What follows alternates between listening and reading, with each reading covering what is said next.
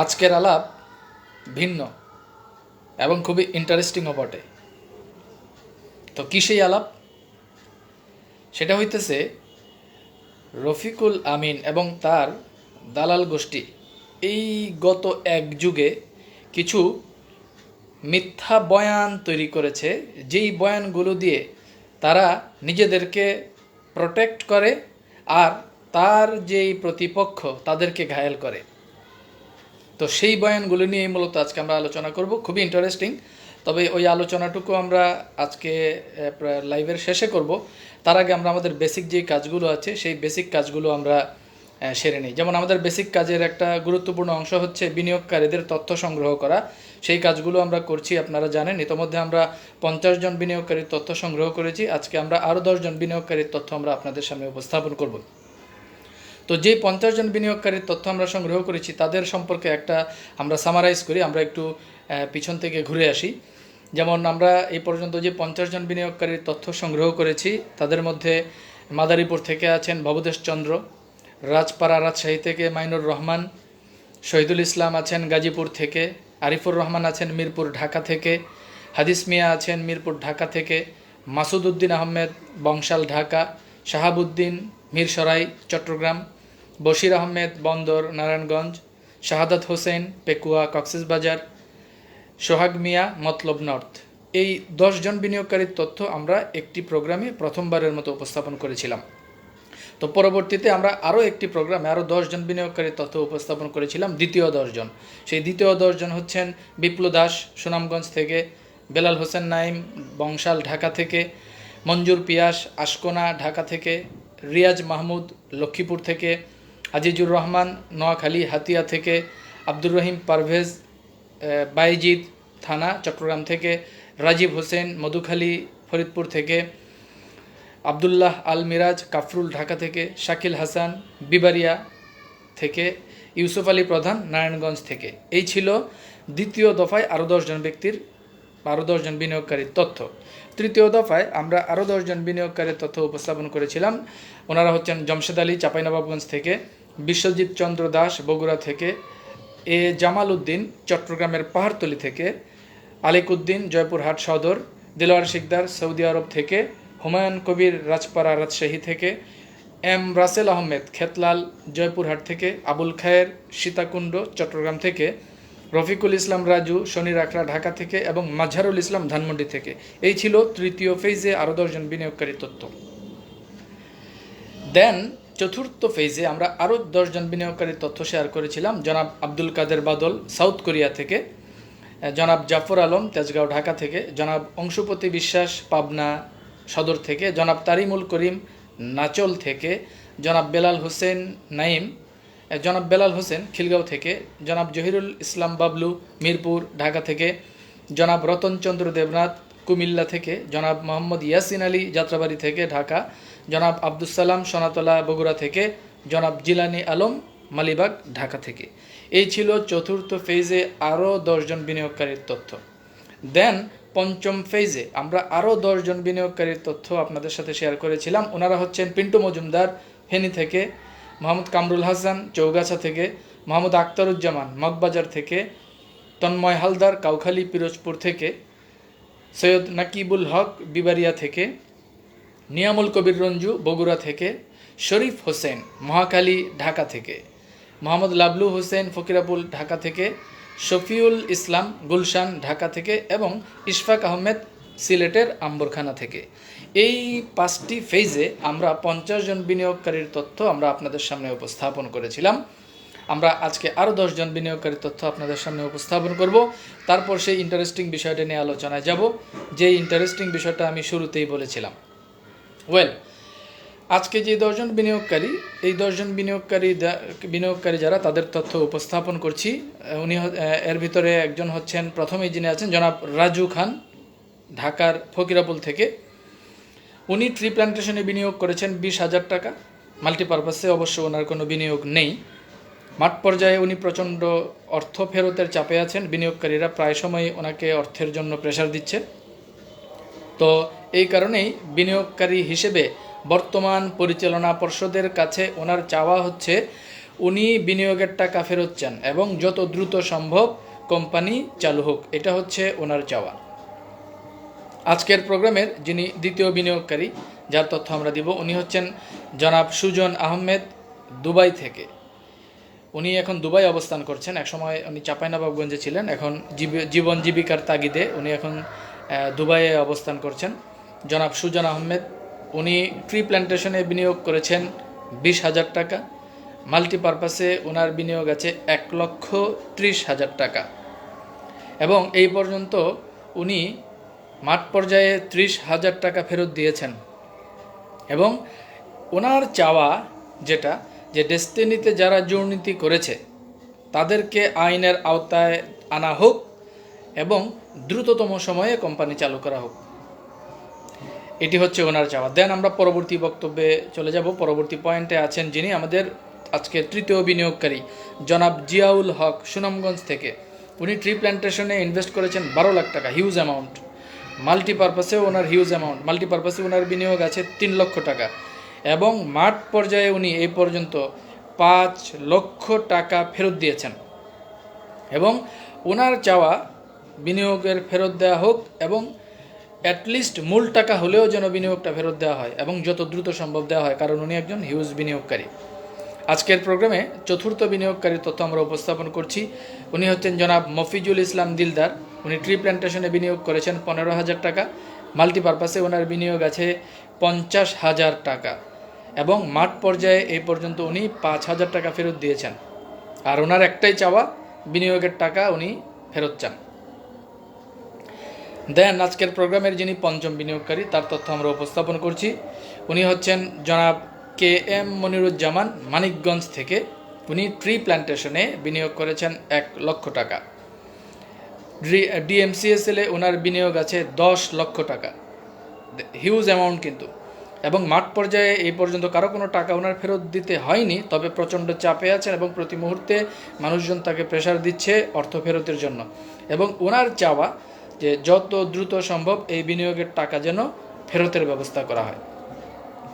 দেন আজকের প্রোগ্রামের ষষ্ঠ বিনিয়োগকারী, উনি হচ্ছেন জনাব মোস্তফা মেম্বার। উনি নরসিংদীর একজন বিনিয়োগকারী, তবে বর্তমানে জীবন জীবিকার তাগিদে উনি সৌদি আরবে বসবাস করছেন এবং সৌদিতে কর্মক্ষেত্রে আছেন।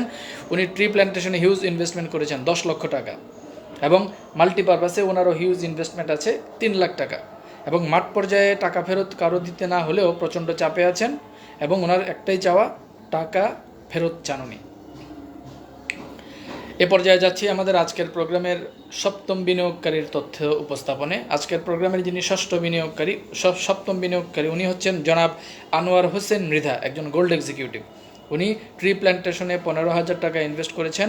মাল্টিপারপাসে ওনার 3 লক্ষ টাকা ইনভেস্ট আছে এবং মাঠ পর্যায়ে উনি 1,10,000 টাকা ফেরত দিয়েছেন। আর ওনার একটাই চাওয়া, বিনিয়োগের টাকা দ্রুততম সময়ে ফেরত দেওয়া হোক। আজকের অষ্টম বিনিয়োগকারীর তথ্য উপস্থাপন করছি। উনি হচ্ছেন জনাব AKM সাদিকুর রহমান আখন্দ কিরণ, যিনি ময়মনসিংহে থাকেন, একজন senior PhD, double centurion PhD বটে। এবং ডেস্টিনি ট্রি প্ল্যান্টেশনে ওনার 5 লক্ষ টাকা ইনভেস্ট আছে। মাল্টিপারপাসে ওনার 50,000 টাকা ইনভেস্ট আছে। মাঠ পর্যায়ে এই পর্যন্ত বিভিন্নভাবে গত এক যুগে উনি 10 লক্ষ টাকা ফেরত দিয়েছেন, মানুষের 10 লক্ষ টাকা ফেরত দিয়েছেন। এবং ওনার চাওয়া, বিনিয়োগের টাকা ফেরত এবং একই সাথে কর্মসংস্থান ফেরত, দুটো জিনিস দ্রুততম সময়ে যেন ফেরত দেওয়া হয়, এটা হচ্ছে ওনার চাওয়া। আজকের প্রোগ্রামের নবম বিনিয়োগকারী জনাব সমর চক্রবর্তী, সুনামগঞ্জ থেকে। উনি একজন পেশায় একজন শিক্ষক মানুষ। উনি ট্রি প্ল্যান্টেশনে বিনিয়োগ করেছেন 20,000 টাকা, মাল্টিপারপাসে বিনিয়োগ করেছেন 25,000 টাকা। মাঠ পর্যায়ে বিনিয়োগের যথেষ্ট চাপ আছে এবং ওনার চাওয়া দ্রুততম সময়ে কর্মসংস্থান চালু হোক। ওনার একটা কথা খুব ভালো লেগেছে, উনি বিনিয়োগের ব্যাপারে ওনার বক্তব্য হলো যে বিনিয়োগের টাকা ফেরত পাই বা না পাই ওটা পরের বিষয়, কিন্তু প্রতিষ্ঠানটা দ্রুত যেন চালু হয়। কারণ প্রতিষ্ঠান দ্রুত চালু হলে আমরা মানুষকে একটা জিনিস বোঝাতে পারবো যে আমাদের সিস্টেমটা আসলে ভুল ছিল না। দেখেন কত আন্তরিক বিনিয়োগকারী ওনারা। এবং ওনার আরও একটা তথ্য আপনাদেরকে দিই, সুনামগঞ্জে ওনার নিজের জায়গায় নিজের বাড়ি ছিল, সুনামগঞ্জ সদরের মতো জায়গায়। সেই জায়গা, সেই জমি, সেই নিজের বাড়িটা উনি এই নেটওয়ার্ক বিজনেস পারপাসে কাজ করতে এসে বিক্রি করে এখানে কাজ করেছিলেন। কি পরিমাণ আন্তরিকতা ছিল প্রতিষ্ঠানের, দেখেন নিজের জায়গা নিজের বাড়ি পর্যন্ত সুনামগঞ্জ সদরের মতো জায়গায় নিজের বাড়ি উনি বিক্রি করে দিয়েছিলেন। এবং ওনার এত কিছুর পরে ওনার শুধু চাওয়া একটাই, যে দ্রুত কোম্পানি চালু হোক। পরবর্তীতে টাকা ফেরত আসবে কিনা আসবে এটা পরের ব্যাপার, বাট কোম্পানি চালু হোক। কোম্পানি চালু হলে উনি সবাইকে অন্তত বলতে পারবেন যে ওনার যে সিস্টেমটা, ওনার যে মানে এই প্রফেশনাল যে সিস্টেমটা ওনার, এটা আসলে যে ভুয়া না, সেটা যে আসলে সঠিক, এই জিনিসটা প্রমাণের জন্যই উনি মানে একান্ত আগ্রহী। এত নিবেদিত এবং এত আন্তরিক ব্যক্তি আমাদের প্রতিষ্ঠানে থাকা সত্ত্বেও এই 12 বছর ধরে আমাদের এই ক্রাইসিসে থাকতে হয়, এটা আফসোস। আজকের প্রোগ্রামের দশম বিনিয়োগকারী, সর্বশেষ আজকের প্রোগ্রামের যিনি বিনিয়োগকারী, ওনার তথ্য উপস্থাপন করছি। উনি হচ্ছেন জনাব ইমরান কবির নয়ন। উনি পেশায় একজন চাকরিজীবী। উনি মাল্টিপারপাসে 10,000 টাকা ইনভেস্ট করেছেন এবং ট্রি প্ল্যান্টেশন অবশ্য ওনার কোনো বিনিয়োগ নেই।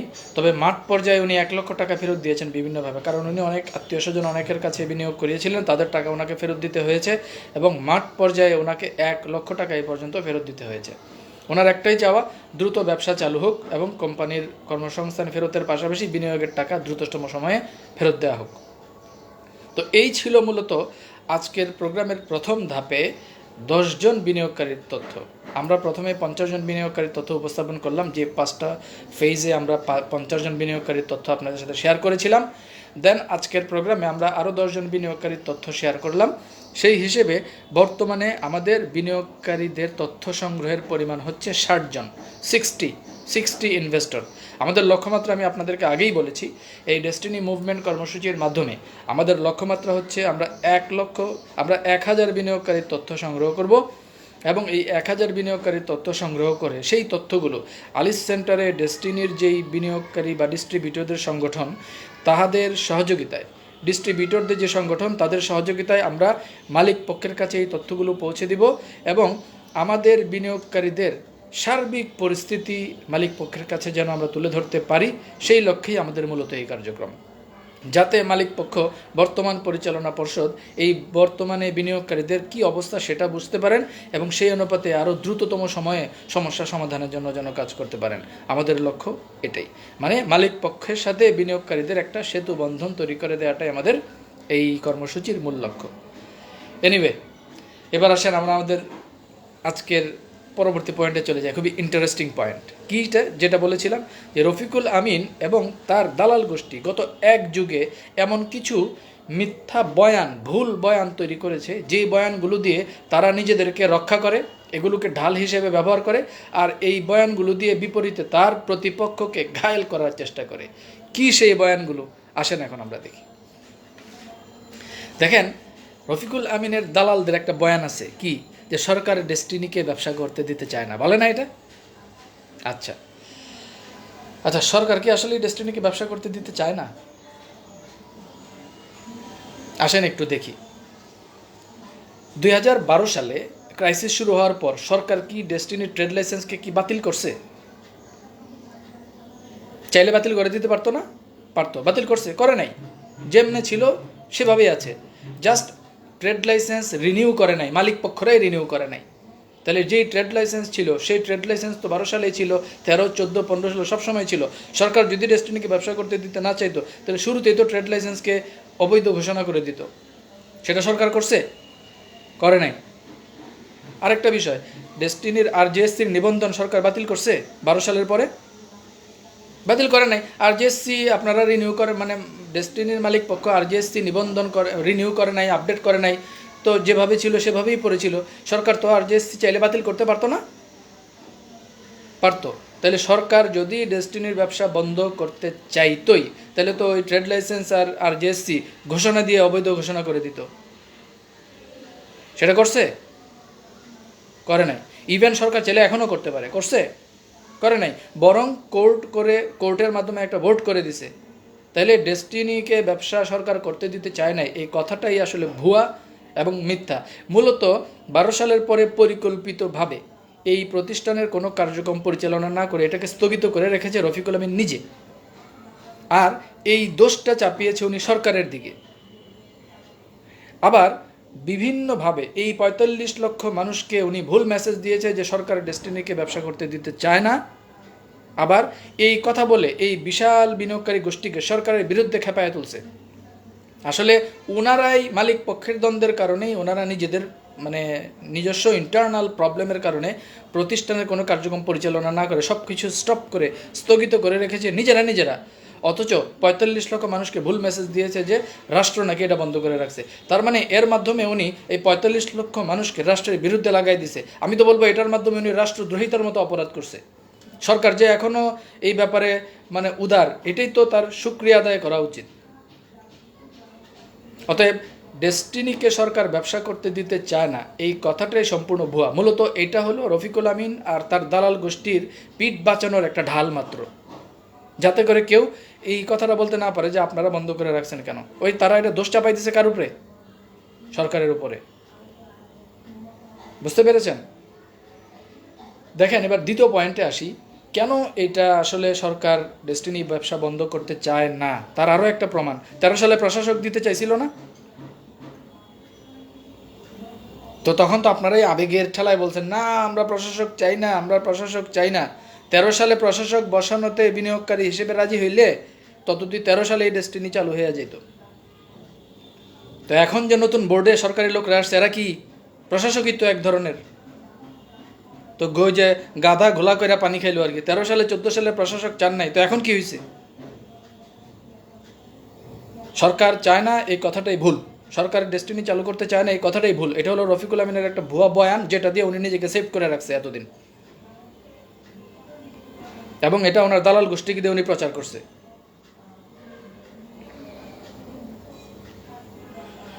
ওয়েল, এখন থেকে কেউ যদি বলে যে সরকার চায় না ডেস্টিনির ব্যবসা চালু হোক, তাইলে তারাই একদম মুখের উপরে এই কথাগুলো বলে একদম ঝামা ঘষে দেবেন মুখের উপরে। আসেন আর একটা পয়েন্টে যাই। মূলত রাষ্ট্রীয় প্রটোকল মেনে, রাষ্ট্রীয় ফরম্যাটের ভিতরে, রাষ্ট্রীয় অর্গানোগ্রামের ভিতরে আনুগত্য প্রদর্শনের মাধ্যমে ডেস্টিনি চালু হোক বা ডেস্টিনির ৪৫ লক্ষ মানুষ ব্যবসা করুক, এটা হলো রাষ্ট্রের চাওয়া। রাষ্ট্রের কি চাওয়া?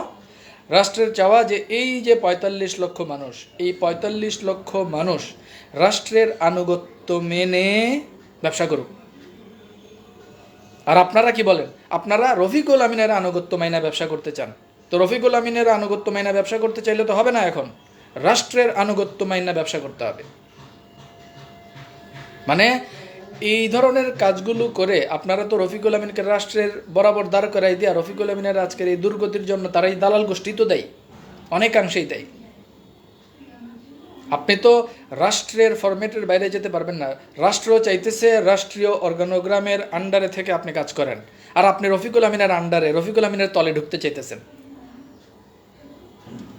এই কারণেই 13 সালে প্রশাসক চাইছিলেন, এই 13 সালের রাষ্ট্র প্রশাসক দিয়ে চালাইতে চাইছিল, আপনারা চান নাই। এরপরে 14, 15, 16, 17, 18, 19 গেল। 20 সালে যে তলবি সভা হইলো, তারপরে একটা ফরম্যাটে এসে আজকে যে ফরম্যাটটা হইলো, এটা কি ফরম্যাট? তো এই জিনিসটা আগে থেকেই সবাই একত্রিত হয়ে কাজ করলে 13 সালে এই ডেস্টিনি চালু হয়ে যেত।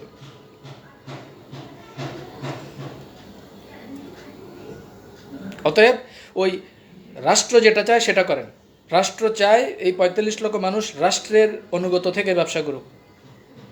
অতএব রাষ্ট্রের অনুগত থেকে ব্যবসা করার সিদ্ধান্ত নেন। ওই রফিকুল আমিনের অনুগত থেকে ব্যবসা করার সিদ্ধান্ত থেকে বের হয়ে আসেন। রাষ্ট্র কি চায় সেটা বোঝেন।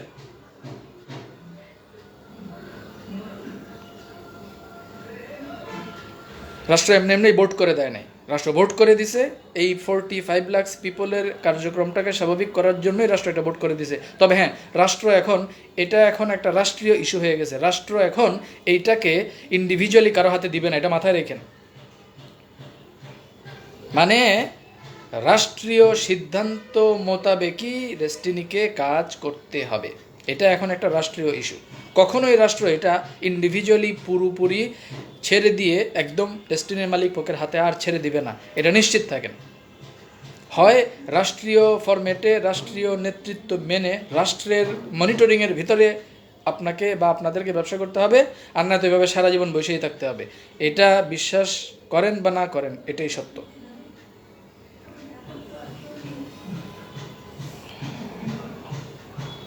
ওয়েল, এই যে এটা গেল একটা বিষয়। দালালদের আরও একটা বয়ান আছে।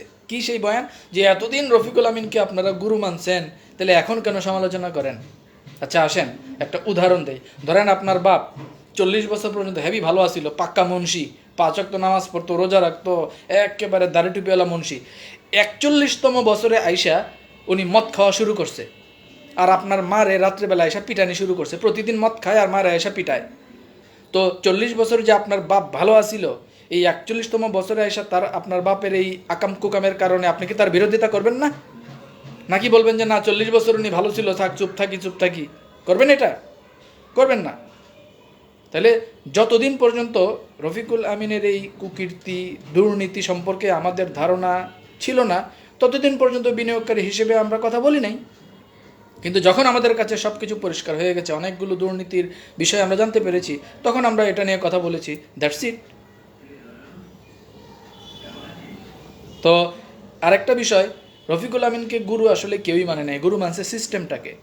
রফিকুল আমিন একটা প্ল্যাটফর্মের, একটা ফরম্যাটের একটা অংশ মাত্র। অতএব এটা নিয়ে যদি কেউ নেক্সট এটা বলে যে রফিকুল আমিনকে গুরু মানছেন, এখন কোনো সমালোচনা করেন, এই কথাটা বলে দেবেন। এই দালালদের আরও একটা বিষয় আছে, এই দালালরা আরও একটা বয়ান দেয়, যারা তার সমালোচনা করে তাদেরকে মানে ঘায়েল করার জন্য আরেকটা বয়ান দেয়। কি সেই বয়ান? যে ডেস্টিনির ভিতরকার যে সকল লোকেরা অর্থ আত্মসাৎ করছে, তারা নাকি চায় না রফিকুল আমিন বের হোক। কেন? কারণ রফিকুল আমিন বের হইলে নাকি ওই যে যারা অর্থ আত্মসাৎ করছে ডেস্টিনির ভিতরের যারা, তাদেরকে নাকি ধরবে। আচ্ছা ভালো কথা, 2000 সাল থেকে 2012 এই 12 বছর সবচেয়ে বেশি অর্থ বা ধান্দাবাজি কে করছে?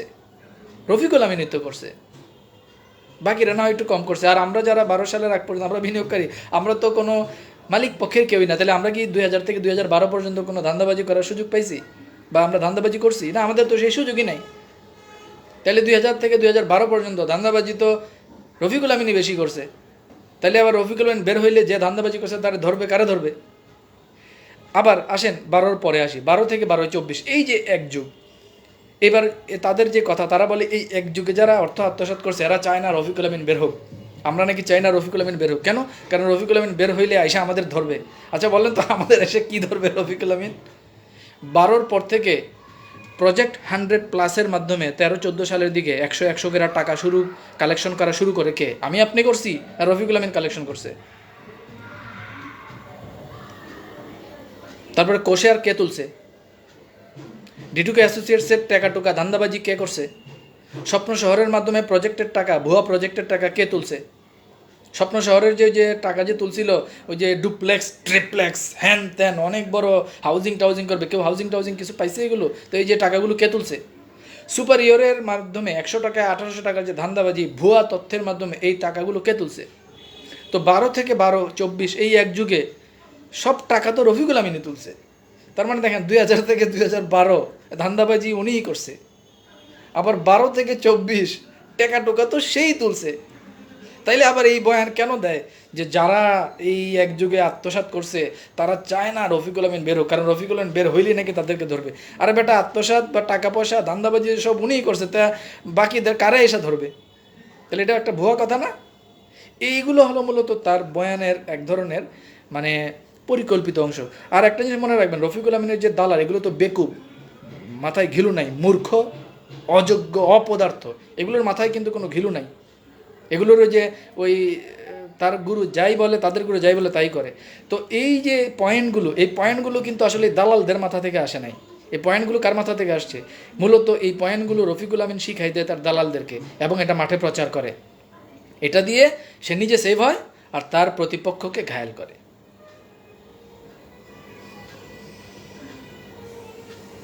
আশা করি বুঝতে পেরেছেন। তো যাই হোক, আমাদের শৈশব তো আমরা একটা প্রশ্ন করেছিলাম যে 32টা না 33টা যেন সিভিল মামলা চলতেছে, এর ভিতরে কিছু মামলা অর্থের কারণে চলতে পারে না, এই বিধায় কি সম্পদ ব্যাহাত হয়েছে। তো কোন কোন সম্পদ ব্যাহাত হয়েছে শৈশব? আপনি তো এখন আমাদেরকে আপডেট দিলেন না, তাড়াতাড়ি তালিকা দেন।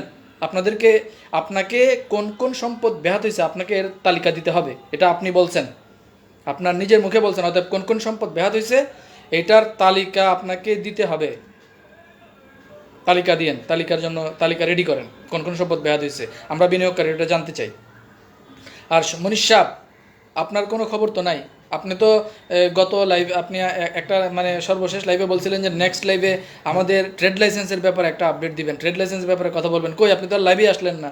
তো আপনি ট্রেড লাইসেন্সের ব্যাপারে কী জন্য বলবেন বলছিলেন, আমাদের ট্রেড লাইসেন্স যে রিনিউ হয়েছে এটার ব্যাপারে কী জন্য বলবেন বলছিলেন। কই, আপনি তো আর লাইভে আসলেন না, কিছু বললেন না। ঘটনা কি ভাই? আপনিও এটা আপডেট দিয়েন। আর আমগো আরেকজন আছে হাসান সাহেব, হাসান সাহেবের ধর্ম আর একটু পরে। হাসান সাহেব দৌড়াক, হাসান সাহেব দৌড়াক। এই দালাল গোষ্ঠী যেগুলো আছে এদেরকে কিন্তু কোনো ধরনের ছাড় দেওয়া যাবে না, কারণ এরাই মূলত পাবলিক এবং বিনিয়োগকারীদেরকে বিভ্রান্ত করে এই এতদিন ধরে এই তামসাগুলো চালাই গেছে।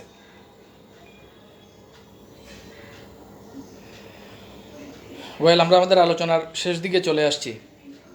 বিনিয়োগকারীদের যে সংগঠনগুলো আছে 12 থেকে 24 এই সময়ের ভিতরে যে সংগঠনগুলো হয়েছে, ডেস্টিনি সোশ্যাল মিডিয়া ফোরাম যে 2টি পার্ট, ব্লু গ্রিন, গোডায়মন্ড, বিল ডেস্টিনি, ডিডাপ, সেঞ্চুরি প্লাস, এই 6টি সংগঠন 2020-এর আগ পর্যন্ত, 20 সালের পরে যে সংগঠনগুলো, executive forum, PhD forum, distributor forum, আপনাদের প্রত্যেকের প্রতি উদাত্ত আহ্বান জানাচ্ছি আবারও আপনারা ফর্মে আসেন, লাইমলাইটে আসেন, অ্যাক্টিভিটি শুরু করেন এবং বিনিয়োগকারীদেরকে সমন্বয় করে প্রতিষ্ঠানটাকে গতিশীল করার লক্ষ্যে ভূমিকা রাখেন। এখনও কিন্তু মানে সময় আছে, বারবার বলছি আপনারা এই ভূমিকাগুলো রাখেন, কারণ প্রকৃতি কখনো শূন্যস্থান পছন্দ করে না। শূন্যস্থান ঠিকই ফিল আপ হয়ে যাবে, প্রতিষ্ঠানের মতো কিন্তু ঠিকই আগাবে ইনশাল্লাহ। কেউ থাকুক, কেউ চাই না থাকুক।